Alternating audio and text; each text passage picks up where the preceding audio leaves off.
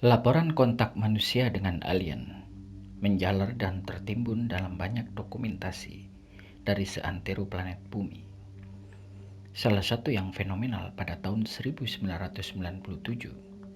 yakni laporan dari Philip H. Craft.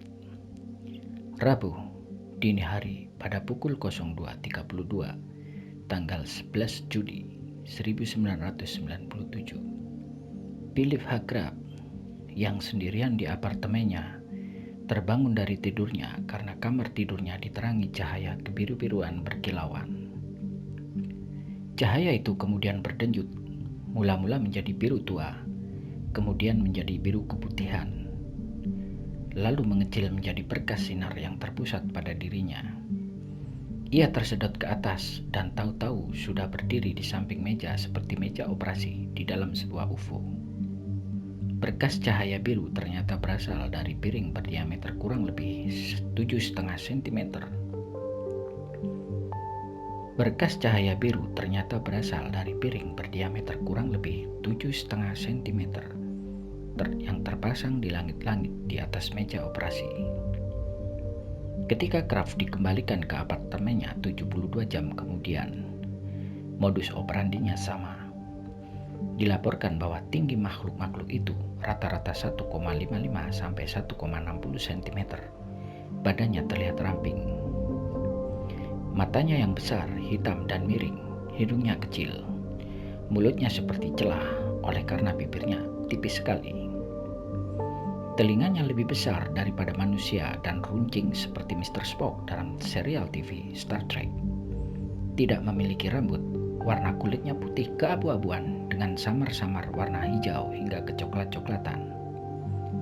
Bisa berbahasa Inggris dengan cara berbicara seperti keluar dari tenggorokan, mirip burung biu.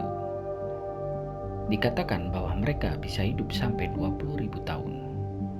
Yang wanita hamil satu kali seumur hidupnya, yaitu pada usia 800 sampai 1000 tahun. Mereka tidak pernah tidur, hanya istirahat dan rileks. Tidak memakan daging, bersifat damai dan ingin tahu. Lalu dari manakah mereka berasal?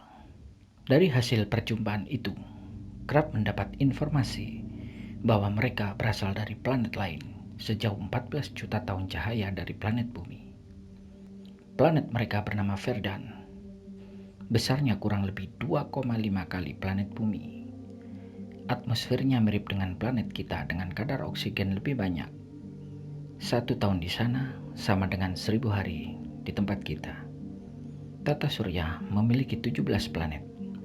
Dewasa ini terdapat sekitar 500 triliun makhluk Verdan yang menghuni planet-planet yang kosong, sebanyak kurang lebih 246.000 buah, tersebar di Bima Sakti dan galaksi-galaksi lainnya. Mereka mengaku tidak pernah menggusur penduduk asli, melainkan mereklamasi planet-planet yang tidak berpenghuni dengan teknologinya yang sangat maju. Hasil dari perkembangan jutaan tahun, masyarakat Verdan dan peradabannya telah berkembang sejak ratusan juta tahun yang lalu, sehingga telah mencapai tingkat ilmu pengetahuan dan teknologi yang sangat tinggi dan tidak dapat kita bayangkan. Mereka mulai memasuki antariksa sekitar 229 juta tahun yang lalu. Mereka telah berhasil mewujudkan masyarakat utopia di mana tidak ada perang, tidak ada penderitaan, tidak ada kekurangan dan lain-lain. Mereka sepenuhnya mengendalikan lingkungan hidupnya, sehingga tidak ada polusi, gangguan cuaca atau bencana alam. Masyarakat Verdan menyibukkan diri dengan eksplorasi antariksa pada umumnya, eksploitasi benda-benda langit yang tak bertuan pada khususnya, di samping membimbing spesies-spesies yang suka berdamai menjadi anggota perserikatan. Spesies-spesies yang berbahaya mengembangkan kemampuan penerbangan antariksa.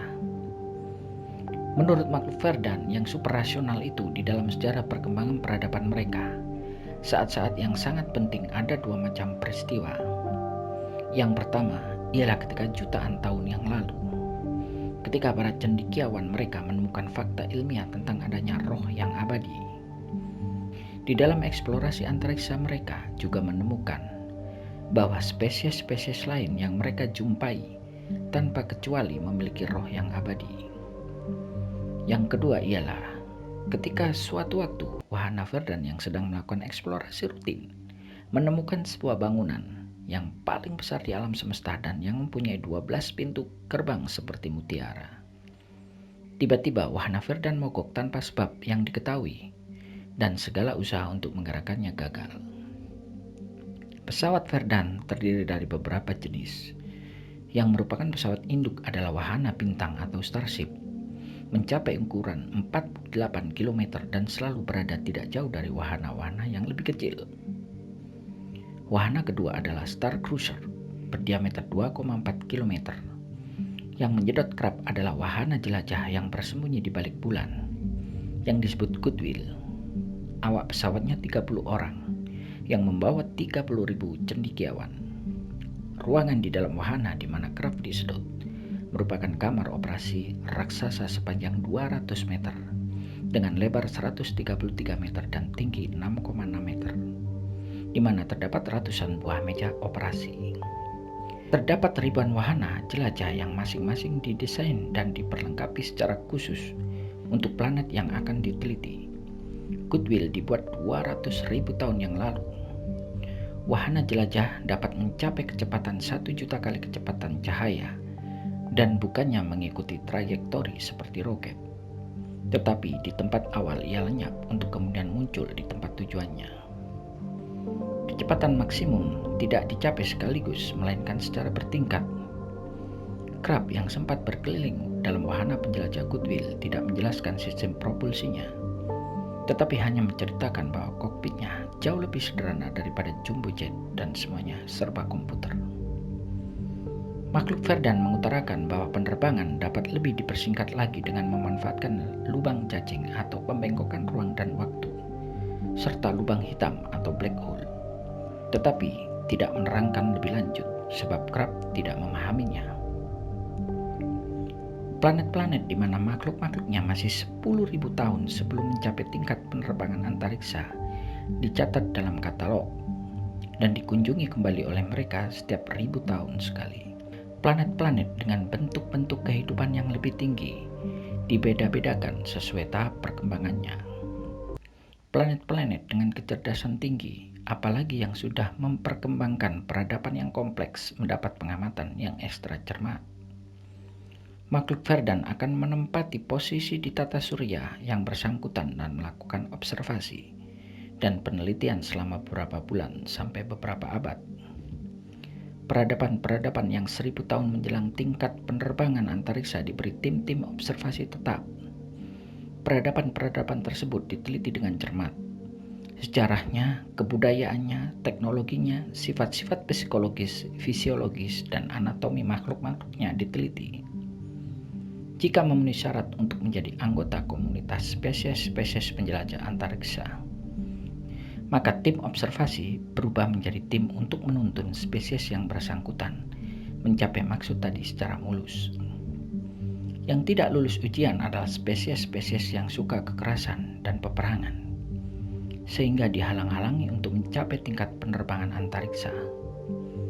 Dewasa ini terdapat 27.000 spesies di planet yang jumlahnya sama dengan populasi kurang lebih 150 triliun jiwa yang tergabung dalam komunitas penjelajah antariksa.